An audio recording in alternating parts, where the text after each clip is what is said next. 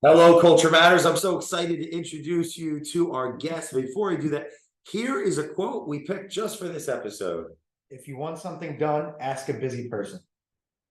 Today, we are honored to have a good friend of mine, Sam Akif, real estate advisor to many, those that want to succeed in buying and selling, those that want to succeed in investing for the long term. I've known Sam for now years.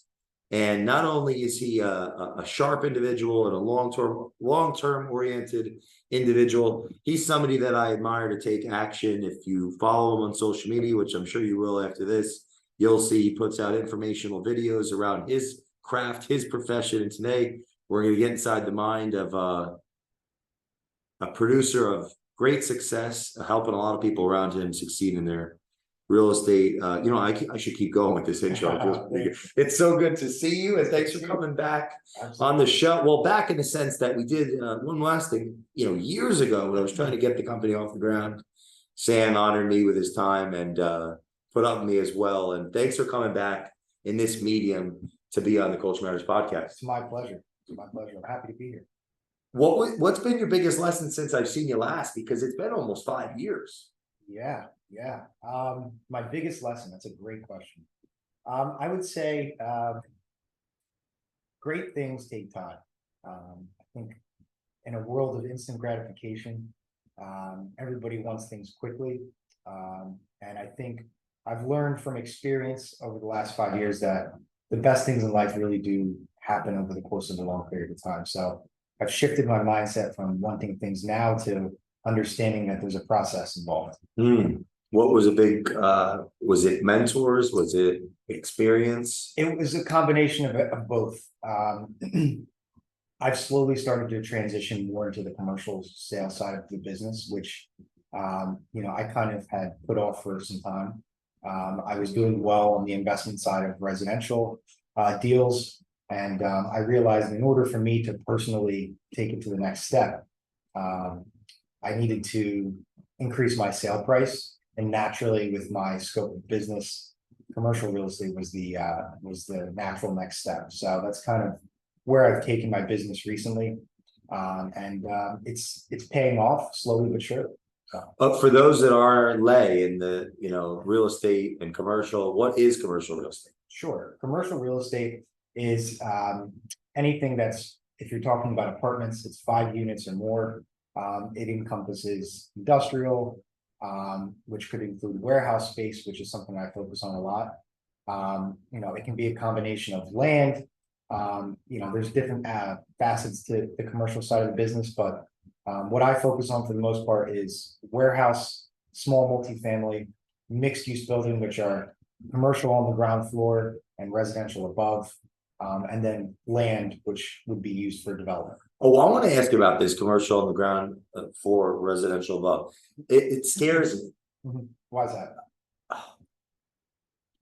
Unknown. It's like I have a bias towards the residential. Oh, I think I understand that, and maybe that's where I've put my knowledge or my reading, and maybe I haven't put enough in the commercial side. So that scares me away from the resi side, or maybe it's switched if I'm thinking of other people. Sure. It's like, so help me. Sure.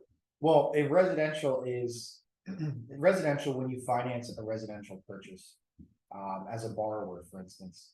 They're typically, what they're doing is they're looking at your balance sheet as a person. So what does your job look like? How many years have you been employed? What's your credit score? When you're going to finance a commercial transaction, typically a bank looks at the deal. So they're obviously going to want to see that you're a qualified individual, but the majority of how they decide or determine what if you can finance a transaction or not is largely dependent on the actual deal. So for instance, if you have an apartment building that you want to purchase, the bank is going to look at the income and expenses of the building, and depending on what's called, they call it a DSCR, which is a debt service coverage ratio. So they look at the debt and the interest and the income that the property is producing, and that's how they determine how much money you need in the deal and how much they'll finance. So it's largely dependent on the income that the property is producing and the expenses rather than the individual and residential. Is a big part of the value that you bring to your clients all this information. Yeah, I love to read, so I take a combination of what I've read, either through books, podcasts, and then a combination of that with experience. And I think that's probably one of my biggest values to my clients is my knowledge on both the financing aspect of things, but also the current marketplace. It's kind of given me a leg up now that I've broken into the commercial side. It's really helped me scale my business. Okay, so I recently had someone on the show. We've had guests and talking around commercial, and it sounds like there's a burning building, and some people are exiting the building, and you sound now in this like a firefighter running into the building. Sure. So is there a fire? Whether there is or isn't, what's your thesis about the fire and what's happening? Yeah, so I think a lot of people are starting to get out of the commercial side of the business, mainly in the office side of things. As you know, during COVID, a lot more people have started to work from home, whether that be in the state or out of state. So, in a lot of major cities like New York, Philadelphia, we've seen a lot of these office buildings, the vacancies have gone up pretty dramatically. So in the office side of things, I think there's still tons of opportunity there if you understand that side of the business. I don't tend to focus on that just because during COVID, most of my clients wanted multifamily as well as warehouse space, which had really, really heated up. As you know, with the advent of big online companies. Oh, that happens. Retailer. Yeah, absolutely. Amazon, Walmart, even some of the smaller businesses, someone that may have a brick and mortar and then they also want, to sell things online and they may need only 10,000 square feet versus an Amazon that might need 200,000 square feet. So, that there has been a lot of interest in warehouse space. So that's why I've shifted my focus to what the buyer demand has been over the past couple of years. So outside of myself, we have a lot of entrepreneurs that listen to this that have interest in investing. Sure. So what's the value of commercial resident? Let's go into the investment side of why park our money in these assets. It's a great question. One of my favorite reasons to buy real estate, frankly, is and it's something that I've been looking into for many years, is understanding what inflation is. Inflation is probably one of the key factors for in terms of me buying real estate personally. If you can really understand the US dollar, how inflation plays a role in assets and real estate, it really gives you a leg up. I think right now the United States dollar is losing about 15% of its value a year. Don't quote me on that, but it's something around there. And with that being the case, a hard asset like a commercial deal or a residential property will continue to hold its value through inflation as it gets worse. So there's not many things that can do that. Why? Well, because it's a commodity. Real estate's a commodity. It's something that we all need. So we always need a place to live. So if you look at things like gold, silver, oil, a lot of these things hold their values through inflationary seasons. And right now, real estate, it always has been. It's one of the tried and true methods to kind of hedge yourself against inflation. So, in your experience, how have property owners continue to raise rents without, because I'm assuming the struggles that come with that, sure, like managing the current relationships, like what are ways to continually raise rents? Because that's one of the things that comes to my mind when you talk about inflation. I'm thinking, yeah, well, if the rentals go up, whether sure, it's a lease, whether it's that would help, is my guess. It help in terms of to hedge the inflation. Sure, yeah, The cash flow is going to go up over time. exactly. As the cash flow goes up, the value typically goes up as well. So how do we do that in a way that doesn't, what are some, is it behavioral? Is it philosophies? Is it strategies? Is it a mixture of all those that you've seen the successful clients, manage these assets and continue to grow? Yeah, I think it really comes down to, there's a lot of people that have sold a lot of their buildings during COVID. And then there's also the clientele that have bought more and more and more, and they don't want to stop. So I think you really have to understand the number one, macroeconomics and microeconomics, and understand, kind of have I wouldn't say understand, but I said have a good idea of where, the market might go, and that you have to dig a little bit deeper for that. So like I said before, I see inflation becoming a much bigger issue overall. I think it's getting worse. And with that being said, I think the values of real estate are going to inherently continue to go up and up and up. And rents are going to rise as well. So for someone right now in this market, one of the biggest challenges I'm seeing is, as you probably know, interest rates have risen pretty drastically in the last 6 months to a year. And in the commercial side of the business, like I said previously, when you finance a transaction, a commercial transaction, a lot of them are looking at what's called a debt service coverage ratio. A debt service coverage ratio takes into account the debt that you're taking on, which also takes into account the interest rate. So, with a lot of these deals right now, a lot of property owners in the commercial realm are finding themselves, unlike residential, are finding themselves in some sort of an issue, because they're required now that there are a lot of commercial loans are 5, 7, 10 years. And what happened is people that have a 5-year loan that bought in 2018, now it's 2023, and they're required. It's what happens is you have a balloon payment at the end of your loan. So you either have to refinance the loan or sell it, or sell the building.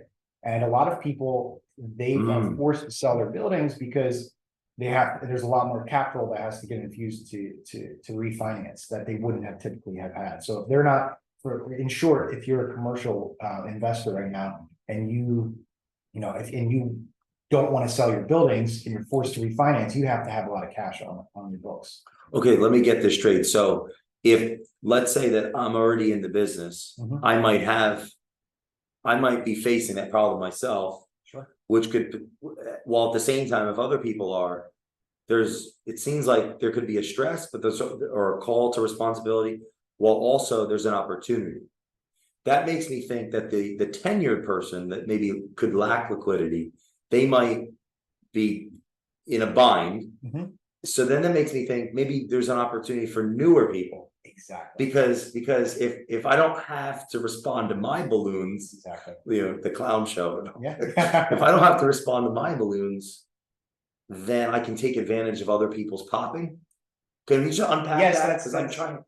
You're getting me excited here, actually, in a sense. Absolutely, yeah. So there's, like I said, there's now that a lot of these sellers that, may not have had a lot of cash reserves are being forced to sell. It's creating a really big opportunity. And what I've spent a lot of time focusing on recently is working with real estate funds and REITs, which, are kind of the newer guys in the game. And what they've been doing is coming in and buying a lot of packages of residential homes. So like whether that be 10 homes, 100 homes, 50 homes, and they're financing them on commercial terms.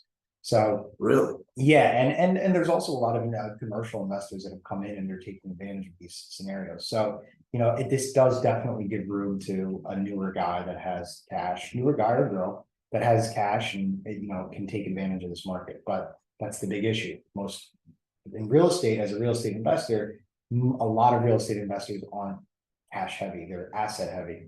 So can you explain the difference? Sure. Yeah, so a real estate investor that is asset heavy, meaning they have a ton of real estate and they have very little cash reserves, and they're basically operating their business on the cash flow side of things, versus someone that's cash heavy and may have less real estate but has a lot of cash on the sidelines, and they're ready to take any opportunity that comes their way. So there are two different types of investors, and the ones that we've seen that got hurt the most during this period of COVID are the investors that have had very little cash, and they're forced to either refinance or sell because they need to. Construction has gone up as well, so maybe they have repairs in their buildings that deferred maintenance that needs to be addressed. But that was a whole perfect storm for what could be seen as opportunity for some and not so much for others. Could some of this have to do with the falling interest rates over time, leading people to get it? I would think if the rates are falling and there's deals available, it's gonna be harder to say no Sure. to the capital that I do have. So I might end up becoming more and more leveraged without being self-aware about it Yeah, and that's a over the last X amount of years. Or sure, yeah, and that's something that you do have to be self-aware about, and a lot of people aren't. And I think that's why we're in almost the situation we're in now, is it took a lot of people by surprise. And like I said, there's a lot of opportunity, there's a lot of deals right now. well, like culturally, the culture of the types of people that really Sure. build these assets and buy these assets. Was the idea 2-3 years ago that things were just going to keep going down? Rates, I mean, not rates. I think Prices go up, rates go down, or was it mixed? Yeah, I think it was mostly people. I think a lot of people knew that the rates couldn't go down forever. I mean, I purchased property at 2.8% interest rate, which is unheard of now. I don't think anyone. I mean, I'm sure there were some people that thought it would continue, but frankly, you just can't give away free money forever. There's got to be some sort of consequence there. So I think once these rates rose, brought a lot of people back to reality, because our market cycle lasted a lot longer than we had typically been used to. I mean, it was closer to like 10 years. A typical true market cycle is somewhere closer to 7. So, me personally, I was waiting for the time bomb for a while. So yes, you have been investing in real estate. When did you buy your first property in your life? I was my 21st birthday. I bought a 3-unit building. And I knew very little to nothing about real estate. Not a Lamborghini. No. 3-unit building. That's we have to unpack. Yeah, so I lived in 1 unit. Wow. I lived in 1 unit and I rented the other 2 out. And I just got my first taste of what investing in real estate was actually like. And I made a lot of mistakes. I almost lost all of my money, and wow. I learned the hard lessons early on. Always have cash on the side for repairs. Real estate is a capital intensive business. It's expensive to maintain buildings. The cash flow. Wait, you mean depreciation isn't free? No, because that's what I was told on TikTok. No, it's not. We could go there. Depreciation is definitely not free. I thought it was fun. No, but I got you. No, why is that so funny for people that may not have? Yeah, I mean, because a lot around the industry, a lot of people on social media, love to glorify owning real estate and all the benefits, which there are a ton of benefits. But there's positives and negatives to everything.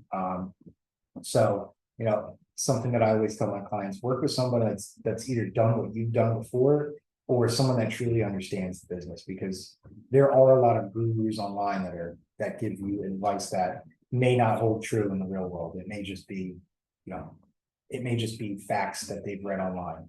Actually going through the process of owning real estate and understanding what's involved and what it entails, kind of gives me a leg up on the sales side of things, because, for instance, I can look at a building owner's numbers and I can say to myself, well, I know from my own portfolio of real estate, the expenses that you're showing here are probably half accurate, and they may not be doing it maliciously, but they may not have accounted for everything, which plays a huge role in the valuation of the building. So you mean the seller in that point when they present the pro forma type deal? Exactly. A lot of sellers may present a pro forma and show 5 or 10% expenses on a 15-unit apartment building, and it's just extremely inaccurate. So, for the most part, I mean, there's very, very rare situations where expenses are not up. Very rare, if ever.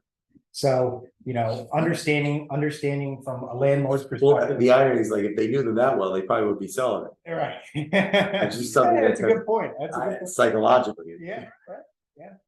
For those that, pro forma, what is that for the audience? Yeah, pro forma is basically just it's a breakdown of current numbers and projected numbers. So what a building owner might think their building will be worth in the future, or what they think that you could potentially get in rents versus what it's currently getting in rents. I typically don't even look at pro formas. I don't think they're really that valuable at all. I think the more important thing is what a lot of people call trailing 12 months, which is 12 months of history of the building rather than 12 months of projected revenue, because what the building has done over time, to me, says a lot more than what they think it might do, right? Because, a lot of building owners have these grandiose ideas of what they think their building's worth and what it can become and how much more rent they can get. They want you to pay them for what you're gonna do. Right. Not only what you're gonna do, but what they think and perceive you could Could actually happen. get. And a lot of times, for instance, during COVID, people perceived that maybe rates were gonna continue to go lower and this building is gonna be worth X amount more, and some values have dropped, cap rates have compressed. Is there a call to, or would you say that the education piece increases the more expensive money becomes, because that affects the cash flow?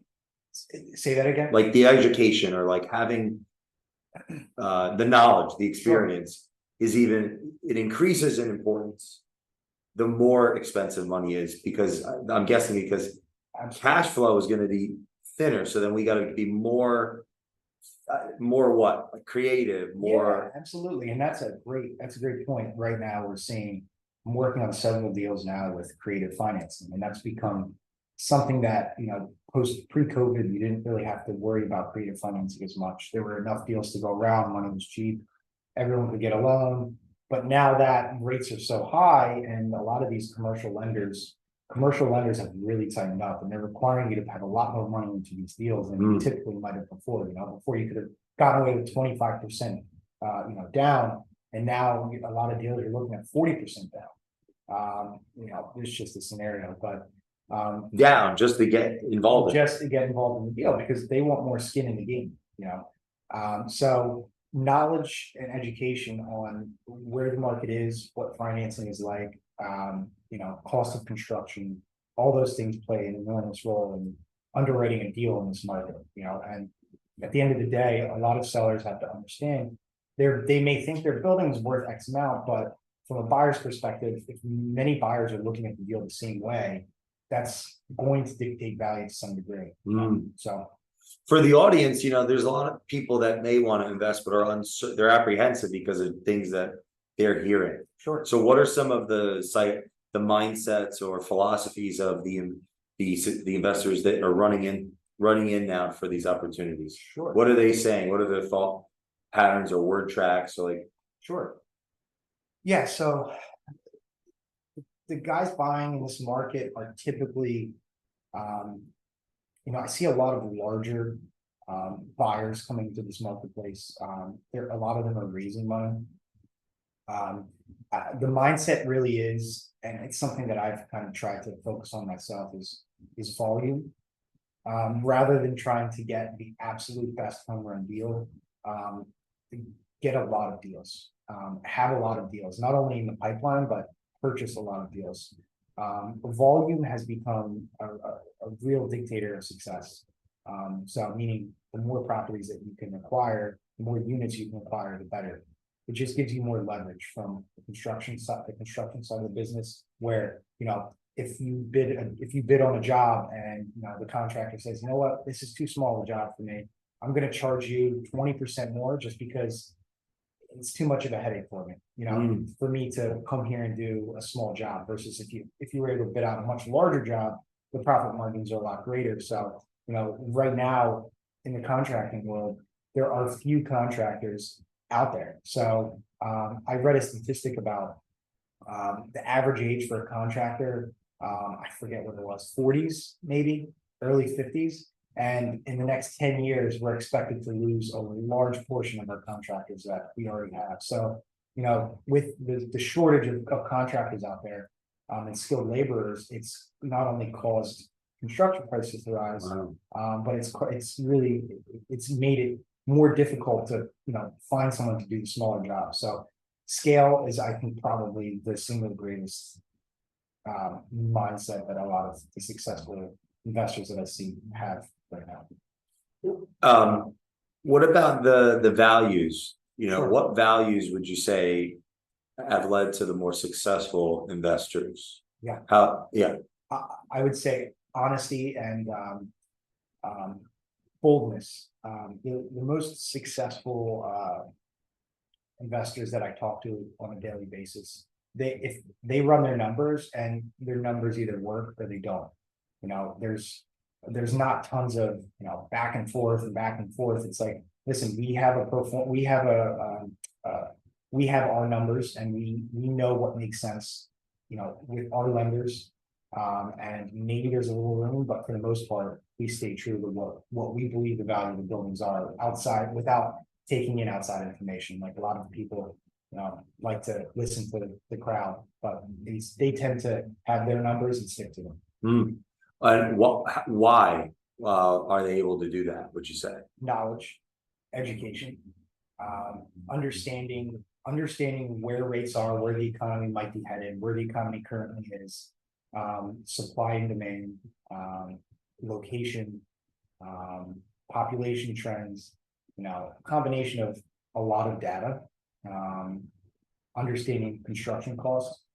I think a combination between understanding a location, construction costs, interest rates, and financing, and then having a good team of people, whether that be property managers, people they can trust, and really just understanding the current market there. Yeah, what is the team? Like, what are those tranches? Yeah. Like, who we have building our Swiss Army knife of asset creation. Sure. I think Outside of having someone like yourself. Yeah. I mean, clearly as an advisor. Yeah, number one, a good broker. I think that's kind of top of the pyramid, because they can ultimately connect you with a lot of people. Good, depending on the size of your portfolio, if you're only buying a couple properties, then maybe not a property manager. But if you plan on owning a lot, then a property manager, whether that's someone, if you're just starting, maybe someone that you outsource. If you've got a large portfolio, it might be nice to hire someone just for your portfolio. Contractors, general contractors, having a big book of subcontractors. If you just go to a general contractor all the time, it can be expensive. Having a book of subcontractors that you can go to directly is definitely helpful. Lenders, and then having a lot of software. I think that's something that is extremely important. Whether that's property management software, data that you can, pay for. There's a lot of really good data out there that companies have compiled that can really take the business to the next level. I mean, we're in a data economy now, so whoever has the most data wins. Well, I want to tap into the idea of active versus passive. Yep. How do you define those terms as it relates to real estate investing? Sure. So frankly, I don't think, I think you can have passive income, but it's passive to a degree. You still have to manage a team at some point. Well, you mean you have to work? You have to work.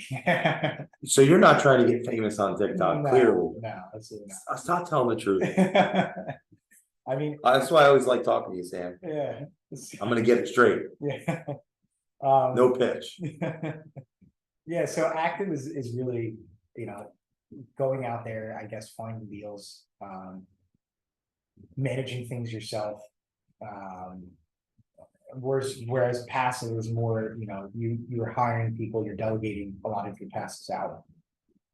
Whether you have 5 or 50 people that are managing your portfolio, you still have to manage a few people, at some point in time. And so that's what you've seen in your experience. Exactly. The best people, exactly. They're like, what are they doing? I mean, you could essentially spend, several hours a week, maybe 5 or 10 hours a week if you like, and have everything else delegated, which is definitely feasible, but there's going to have to be some level of involvement to some degree.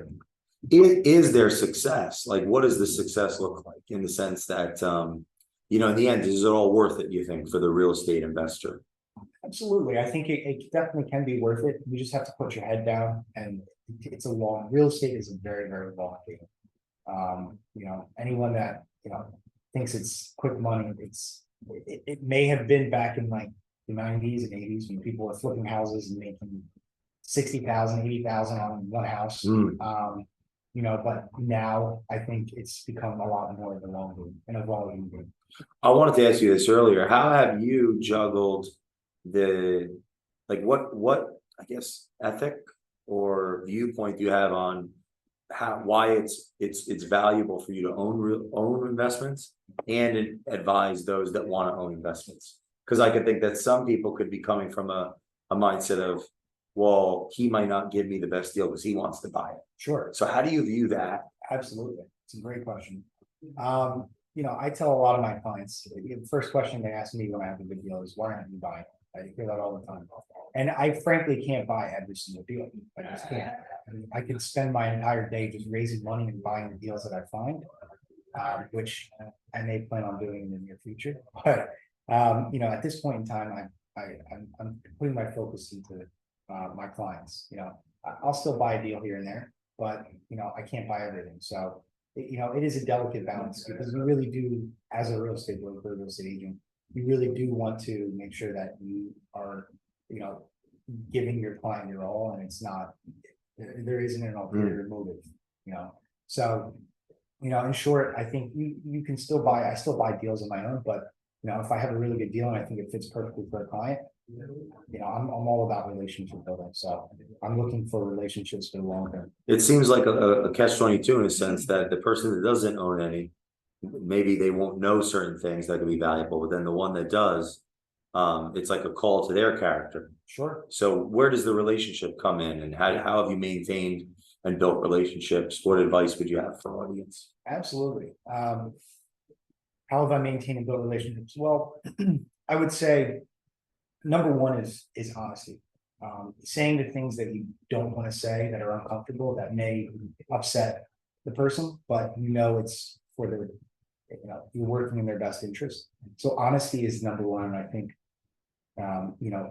in a market where there's a lot of dishonesty, in all business in general, someone that really succeeds in the business, on the investment side of things, they love honesty because then it builds a level of trust from the start. So I would say number one is honesty. And number two is just, looking out for their best interest at all times, which is, for some people might be hard, but for me, I'm not looking at a commission check, right? So I'm looking at, how can I help this person? Because the commission checks will come. If you take care of the person's interests, figure out what problems they might have. And it may be completely outside of the buy and sale of real estate. It could just be something completely random. But being able to help and consult on a lot of different aspects could just be, oh, I need a property manager.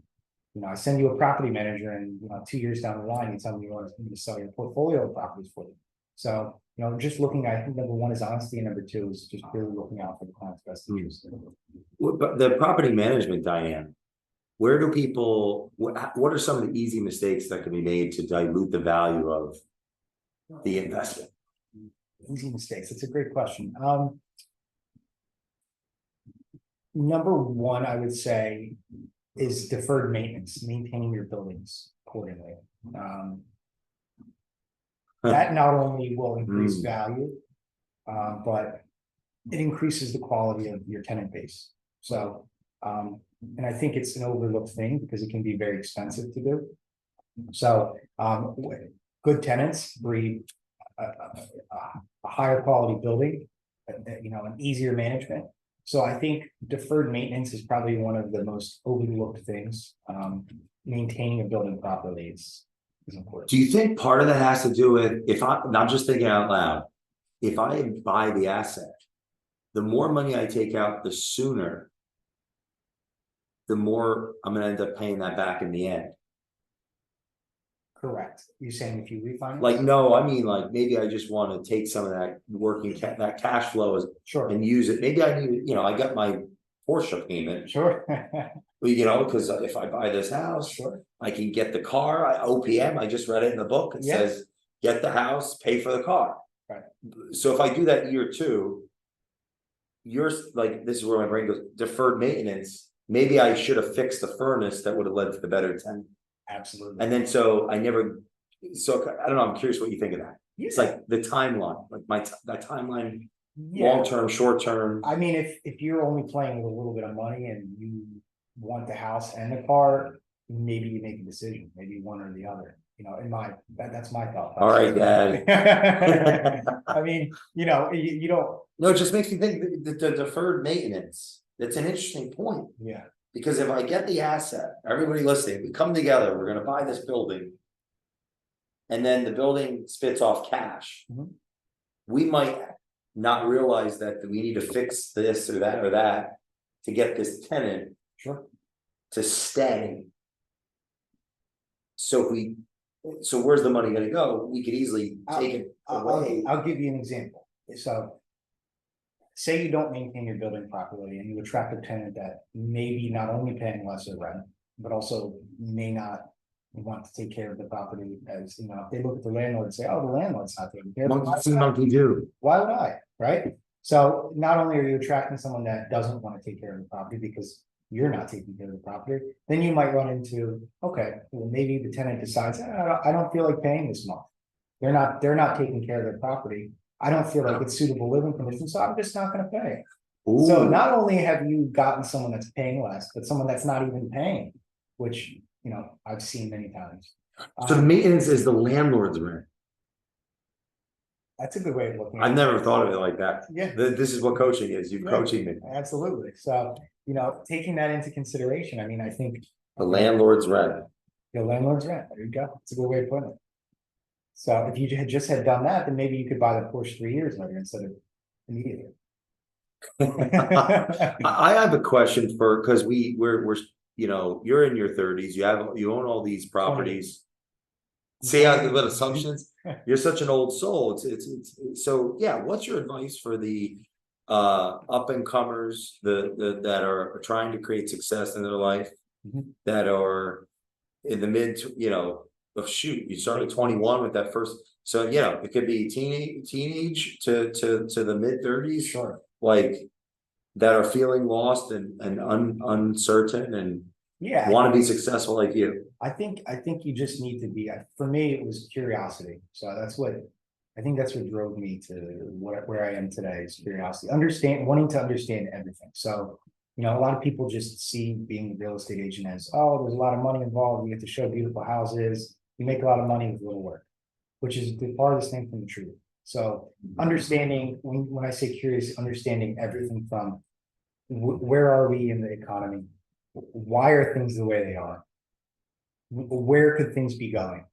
You know, how much does a property, you know, how much is, you know, in order to finance a building, what does that entail? You know, just all the way down to the most basic questions until you can figure out, until it makes sense to you.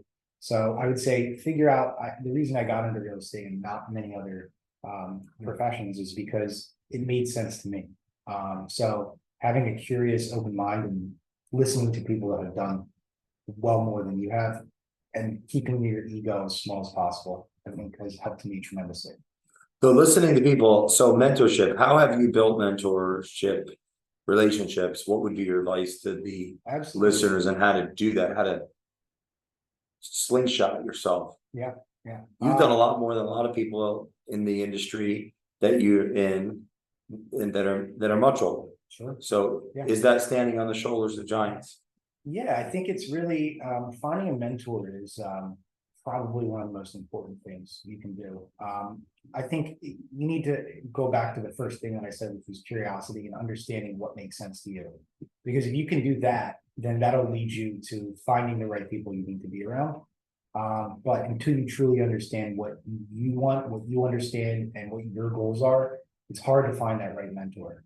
So I think it's a lot of self-reflection before you can really, you know, succeed and find that right mentor. And then from there, once you know what you want, what your goals are and where you want to be, you can just work backwards and find the person that has already achieved that, and figure out how you can be of service to them in whatever way that might be. You know, for me, you know, I have several mentors.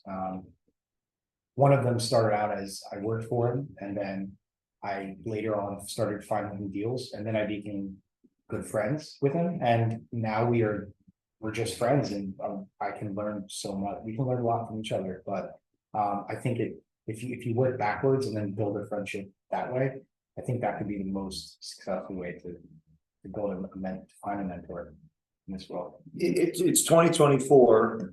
What is everyone that's listening doing to succeed, and also what are they not doing behaviorally, like, you know, the schedule, the lifestyle? Sure.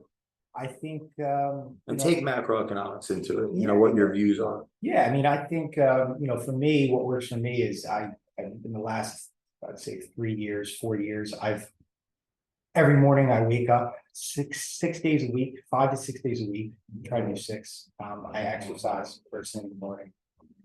For me, it's not about looking any sort of way. I mean, that's helpful, but it's more a mindset thing for me. If I can get over the hardest thing in the morning, that it sets me up for the rest of the day, and it makes me feel like I've accomplished something before I may have accomplished something.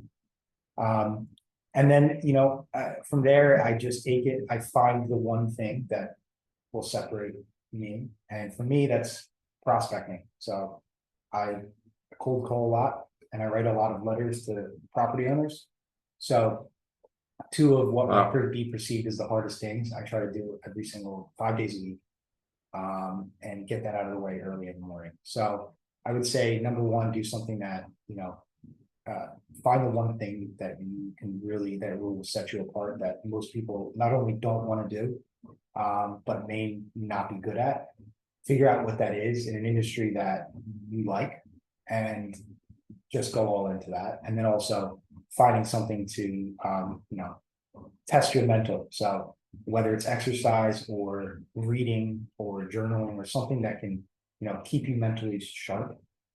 If you can do that consistently, or not just for a couple of weeks, but doing it over the course of years, I think can, set you up for nothing but success. Right, the letters to the potential clients, what does that look like? And Yeah, how do you do it? I've been doing it for years. A mentor of mine told me how to do it. He had a lot of success with it. It's essentially writing. I try to do. My goal is 10 handwritten notes every day to specific types of property owners. And that's me writing a note on the inside by hand and writing on the exterior of the letter as well. It's something that in the commercial side of the world, there's not many people doing it. It's time consuming, boring, but a lot of property owners really appreciate it, because most people don't want to take that time out of their day to write a handwritten note. I've had people tell me my grandkids don't even send me this on my birthday. So it sticks in their mind and they remember it. And, I've gotten a lot of, biggest deal I ever closed was from a handwritten note that I sent to a property owner. So, it's the unconventional things. Everybody wants to be on social media all the time, which is helpful. And you can definitely get a lot of business from that. But, my client base is probably 50 years or older, 60 years or older. So, for them, handwritten notes can really go a long way. I've had that in my business for a long time, and it's served me well. How about the calls? Because you don't come across as the Wolf of Wall Street, and that's a compliment. Yeah. Because look where he ended up. Yeah. How are you making these calls, these cold? Yeah. What's your process? There's a great book called Quiet that I started listening to, because I think I'm an introvert, but I became extroverted. And so it's about the power of introverts. So like for all the introverts or out there, that's based on the assumption that I'm thinking you're an introvert. Do you disagree? Maybe I'm a little bit of, but I would say I'm generally a little bit more introverted, but I can be extroverted. So what's your advice for the ambiverts? Yeah, that's also I think that's a word. Yeah, what is it's because somebody said once an ambivert, but how are you doing this? Because I think the bias is that, like, when I used to study that for my own self, I had to be a certain way to be successful at it, yelling and hitting the gong, which I did all that kind of stuff with the truck nuts. Okay. Yeah, I mean, like, how are you doing it in your way? Yeah. What's your advice to them? I don't think you need to be extroverted, and even to be a great real estate agent or a real estate broker. I mean, I've seen some very successful real estate brokers that weren't necessarily extroverted. I think it all comes down to on a cold call is not doing what everybody else is doing, because 95% of people are cold called do the same thing. And that's, hi, my name is XYZ. This is what I do. This is why I can help you, without ever asking them, like, do you even need help? Some people don't need help. Sometimes, like, I've had conversations with property owners that didn't need any help. And, we just struck up a natural conversation and we talked about places we've been, cultural things, anything outside of real estate. So I think it's really calling people with the intent to help them, not to sell them something specifically. And you will be surprised what comes out of just calling people to help them. How have you handled when people don't want to be helped and they like be mean? Sure, yeah, which it happens, but if you can, I think tonality is important, not coming off too aggressive is helpful and just getting an understanding for them. But I've had many people that were initially mean and now we call each other once a month and we just go over where's the market, what's going on, how are your buildings going? Are you planning on selling anytime soon? Do you need help with anything?